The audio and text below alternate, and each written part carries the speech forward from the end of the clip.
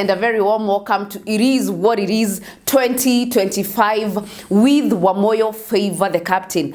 I take this chance to wish you a great and prosperous, blessed 2025. May the Lord do you well. Thank you so much for your love towards the show. Thank you so much for the shares, the likes, and the subscriptions. May the Lord fulfill the desires of your heart. This is the year 2025, and the Lord is expecting us to walk in holiness, to live in holiness, because He is a holy God. So we continue with our topic of the Asian dragon. We are about to wind up as we look at the various ways in which the Asian dragon, that is sexual immorality, enters its victims into its mouth. The point we are going to look at today is competition, revenge, and jealousy. These are three things that are intertwined and cannot be separated. Where there's competition, there is jealousy. And where there's jealousy, there is definitely revenge. So we are going to look at these three things. They are intertwined, one point, but three different things. But we are going to look at it as one point. The festive season is over, but there are people who have not recovered from the consequences of how they spent their festive season. Remember, when we are approaching the end of the year, I cautioned you not to enter into sexual immorality. I cautioned you to live holy, to stay safe, to stay pure. But I think it's easier said than done. Haikosi kuna watu waliingia into sexual immorality. Haikosi kuna watu walijipata kwa matata because of sexual immorality. Tukienda kwanza mwaka, kuna kuangana a lot of drama. Unakutanga so many marriages zime break. Why? Kulikuwa na infidelity mahali. So many babies are made during the festive season. Watoto ambao si legitimate. The Bible calls them bastards. So many bastards are born. We are going to look at the bastards when we look at the consequences of sexual sin. Now, so much happens. The devil takes advantage of the festive season kukamata wale watu hawajejielewa.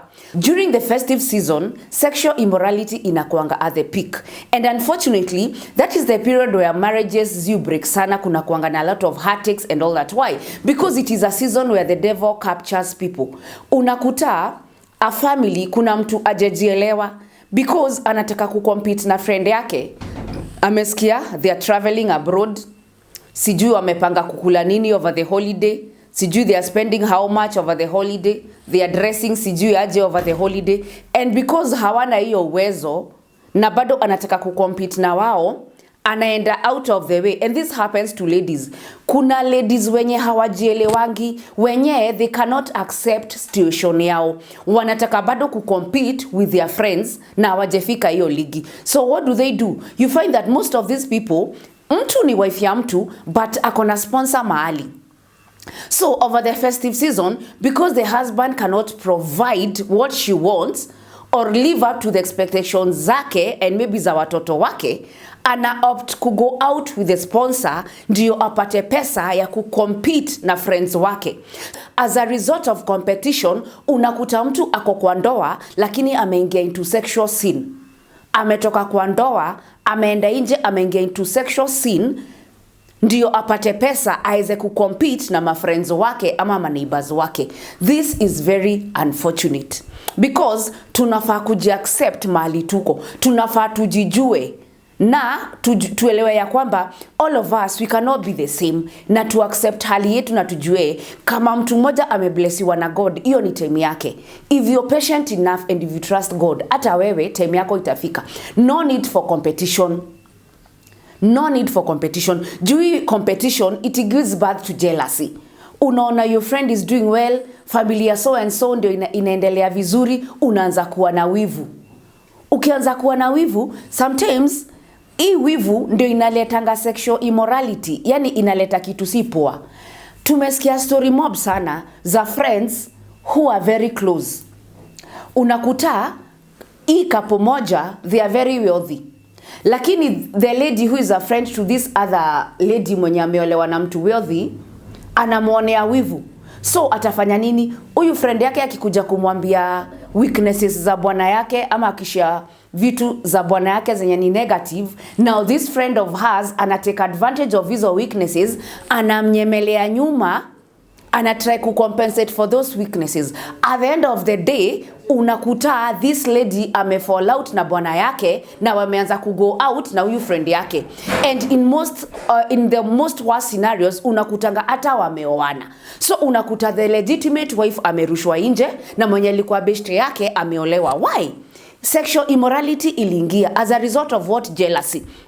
Cause this other friend ako jealousy ya friend yake, anashindwa kwa nini ameolewa na mtu wealthy, kwa nini anaishi maisha poa kuniliko, and I'm here feeling lonely and miserable. So we should be very careful. Competition and jealousy, those are the grounds that the devil uses to enter us into sexual immorality. Pia kuna issue ya revenge in the day-to-day life yenye tunaishi. Unakuta a couple wanaishi tu vizuri, somewhere down the line maybe a man decides to cheat on the woman. Now the woman hata fikiria this man can cheat on him because of the anger and bitterness and betrayal, na yeye anajua hata yeye ata revenge. So she ends up also going out ku cheat on the husband, not because alikuwa anataka sana, but to hit back on the husband, amuoneshe hata yeye anaweza cheat. So unakuta the devil is really taking advantage of that, cause we should learn to forgive. We should, much as it is hard, we should learn not to give the devil a chance. If somebody cheats on you, si lazima urevenge hata wewe na kuingia into sexual immorality. Ati umuoneshe hata wewe ni mwanamke ama umuoneshe hata wewe ni mwanaume. You know, it doesn't. And in arena yenye tunaishi, in the days yenye tunaishi, it works both ways. Unakuta a man is cheating on the woman. Unakuta a woman is cheating on the man. And if either discovers that their partner is cheating, they end up hata wao ku revenge. Wanna enter into sexual immorality. I also heard of a scenario whereby a man and a woman were married, it's a husband and a wife, na wote wawili walikuwa na go out. They were engaging in sexual immorality uko nje. And both the wife and the husband walikuwa najua wote wawili hawako faithful. So walikuwa na try to compete ati who can do it better, who can engage in sexual immorality better. Walikuwa nasema wacha twende huko nje, mwenye ataletea mwingine ukimwi ni sawa. You know, it gets to that extreme.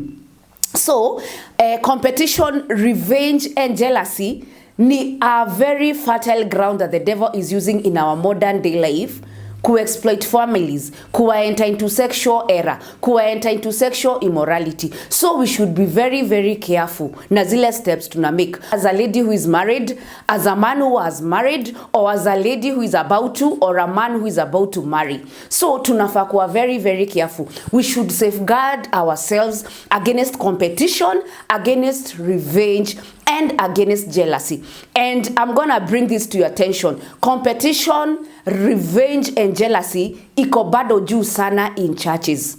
Siku hizi shetani ameingia into churches without apologies. So hakuna mahali kuko safe. We need to stay woke. We need to be alert of the devices of the enemy. So now we are going to look at biblical examples of people who entered into sexual immorality as a result of competition, revenge, and jealousy. And the first example we are going to look at is Genesis 30. The whole of Genesis 30, by the way, it is full of competition, it is full of revenge, and it is full of jealousy. Hii ni story ya Jacob, Leah, and Rachel. It is unfortunate because Jacob niye alikuwa a victim of circumstances. We all know that Rachel could not give birth. The Lord had closed up her womb. But Leah could give birth.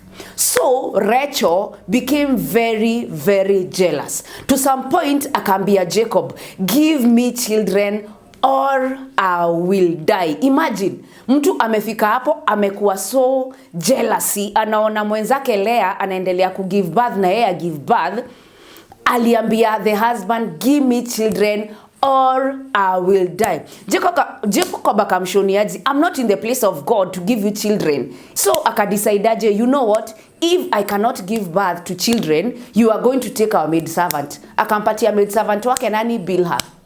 Amzalie nini? Watoto. So venye alikuwa naona Leah anazaa na yeye anampatia Jacob nani? Maid servant wake.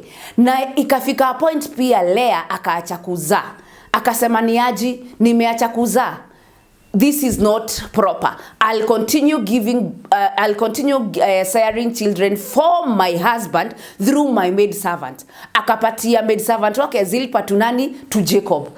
And akaendelea kumzalishia nini watoto. So ilikuwa ni kama competition between Leah and Rachel ya kuzaa. Mimi sizai, so maid servant wangu mchukue. So it was like that. That family was full of competition. It was kulikuwa na full of jealousy. Yani the competition between Leah and Jacob ilikuwa imeenda overboard. Hebu tuangalie chapter 30 verses 14 kwenda chini. During wheat harvest, Reuben went out into the fields and found some mandrake plants, which he brought to his mother Leah.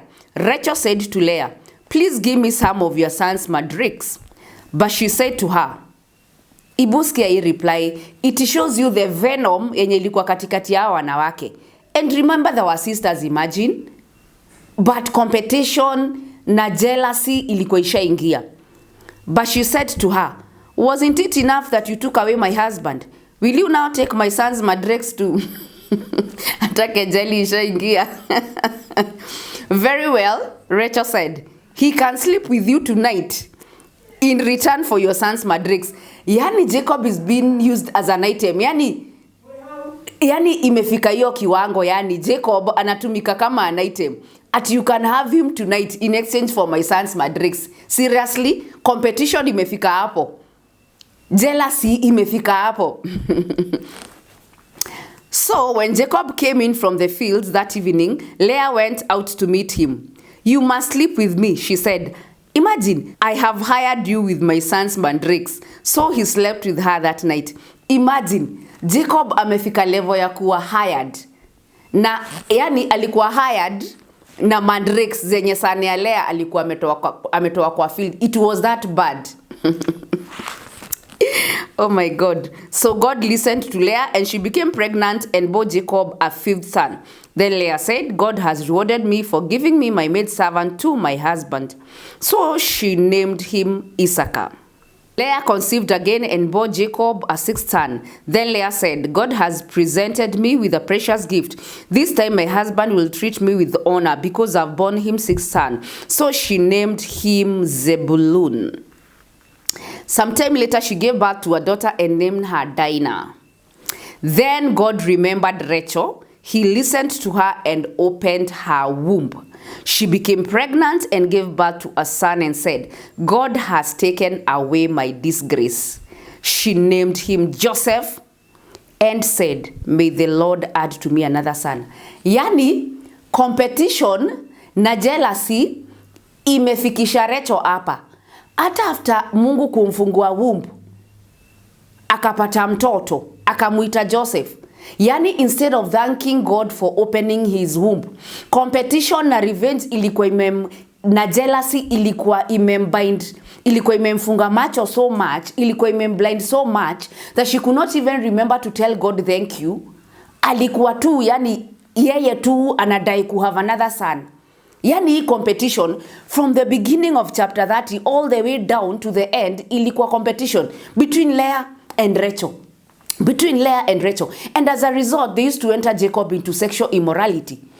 So much mpaka venye Rachel amefunguliwa womb na God, hata hawezi ambia God ni thank you. Imagine umepewa kitu na God, kitu umekuwa ukiwish for so long. I think the most logical thing to do is tell God thank you. Ukuwe na heart ya thanksgiving. But yeah, Rachel hakuwa uko. Yeye alikuwa mkorofi, alisema now I want another son. Juu ya nini competition? Juu ya nini anataka tu nini? Juu ako na jealousy ya Leah. Ati juu Leah amepata watoto sana kumliko. So yeye aliona womb yangu imefunguka. I want to continue now giving birth more and more. Competition. Jealousy. What for? So this is what happened, and this is unfortunately what happens in our modern day life. We need to move away from jealousy. We need to move away from competition. We need to move away from revenge. Na hizi ndizo shetani anatumianga to enter into sexual immorality. Imagine how can you be hired as a husband, mtu anakuhaya. Are you an item? You're being hired. Imagine ilikuwa imefika hiyo point ya Jacob kuwa hired. Yani unakuwa hired, we umenunuliwa na mandrake za mtoto wako. Oh my God, we refuse in Jesus name. Another example we are going to look at, Shetani, by the way, Shetani ni mbaya. Shetani ni mbaya. We should say no to all the devices of the devil. Tunafaa tukatane na story ya devil kabisa, tukatane na silaha zake zote, mbinu zake zote, yani tumweke tu chini. All the avenues zenye zinaweza tuingiza into sexual immorality tuzikatae. Juu shetani ni mbaya. Shetani anaweza kukuaibisha. Shetani anaweza kukudunisha. Just don't give the devil a leeway. Don't give the devil a foothold in your life. Say no to sexual immorality. Whichever the cost, just say no. Itakusave tu sana. The other example we are going to look at is Genesis 38. Nakumbuka these examples tulikuwa tumeziangalia, but sasa tunaziangalia in depth in terms of competition, revenge and jealousy. We are going to look at Genesis 38. This is the story of Judah and Tamar. Last year we did not read the whole of this, but now Genesis 38 read the whole of this kukuonesha how revenge can enter somebody into sexual immorality. Now, at that time, Judah left his brothers. Ujue Judah alikuwa sana ya nani? Ya Jacob. At that time, Judah left his brothers and went down to stay with a man of Adullam named Hira. Then Judah met the daughter of a Canaanite man named Shua. He married her and lay with her. She became pregnant and gave birth to a son who was named Er. She conceived again and gave birth to a son and named him Onan. She gave birth to still another son and named him Shelah. It was at Kezib that she gave birth to him. Leo ni kusoma scriptures kusoma. Tunaanza mwaka na revenge. Revenge ya kusoma Biblia, revenge ya ma scriptures refu ndio tuelewe. Tuelewe maandiko tuweze shetani, cause they overcame him by the word of their testimony. So tukisoma the word tutakuwa tukombele. Judah got a wife for Er, his firstborn, and her name was Tamar. But Er, Judah's firstborn, was wicked in the Lord's sight, so the Lord put him to death. Then Judah said to Onan, lie with your brother's wife and fulfill your duty to her as a brother-in-law to produce offsprings for your brother. But Onan knew that the offspring would not be his. This is the wicked, this is the wicked brother. So whenever he lay with his brother's wife, he spilled his semen on the ground to keep from producing offspring for his brother. What he did was wicked in the Lord's sight, and so he put him to death also. Judah said to his daughter-in-law Tamar, live as a widow in your father's house until my son Shelah grows up, for he thought he may die too, just like his brother. So Tamar went to live in her father's house. Sasa hapa Judah watoi wake wawili wamekufa. So amebaki na moja mdogo anaitwa Shelah. So akaona nikipatia na Shelah kwa Tamar, mtoi wangu anaweza kufa, niachwe bila watoto. So akaambia Tamar niaji, go back to your father-in-law, go back to your father's house and live there as a widow. When Shelah grows up, I'll give him to you as a husband. But Shelah akagrow na babake hakumpea as a husband. So Tamar akajiuliza, nitakaa hapa kama a widow mpaka how long? Hii disgrace ya kukaa as a widow bila mtoto, I cannot stand it anymore. Akajua I'm going to revenge. So akajua what I'll do, because I know my father-in-law Judah is a loose man. He has a way of entering prostitutes venye anataka. I'm going to dress up like a prostitute, niende nijianike mahali yako, and that is the way I'm going to give birth. Na ukisoma tuendelee from verses 12. After a long time, Judah's wife, the daughter of Shua, died. When Judah had recovered from his grief, he went up to Timnah to the men who were shearing sheep, and his friend Hira the Adullamite went with him. When Tamar was told, your father-in-law is on his way to Timnah to shear his sheep, she took off her widow's clothes, covered herself with a veil to disguise herself, and then sat down at the entrance to Enaim, which was on the road to Timnah, for she thought, now that Shelah has grown and she has not been given to him as a wife. So alijua it's payback time. Alijua lazima a revenge. Lazima apate mtoto, whichever way. So this was a revenge plan. When Judah saw her, he thought she was a prostitute, for she had covered her face, not realizing that she was his daughter-in-law. He went over to her by the roadside and said, "Come now, let me sleep with you." "And what will you give me when you sleep with me?" she asked. "I'll give you a young goat from my flock," he said. "Will you give me something as pledge until you send it?" she asked. He said, "What pledge should I give you?" Na yeye Tama was very calculative. Alikuwa najua, alikuwa on a revenge mission. So alijua lazima Judah angelala na yeye. Na alijua kuna kitu atachukua a hold against him as a way of revenge. "I'll send you a young goat from my flock," he said. "Will you give me something as pledge until you send it?" he said. "What pledge should I give you?" "Your seal and its cord." This is a very wise woman. Sikia zile vitu alichoose. "Your seal and its cord and the staff in your hand," she answered. Alijua hizi vitu akiwa nazo amekamata Judah 100% na hizi jitoa. Juu already alikuwa na plan. Remember, when it comes to revenge, inakuanga so calculative. You can never go wrong. When you want to revenge, inakuanga unafanya mahesabu zako vizuri zinaingiana, such that the end product inakuwa ni venye ulikuwa unataka. So ujue Tama alikuwa amefanya mahesabu zake vizuri. Akajua nikienda nijianike hivi, Judah atasema anataka kulala na mimi.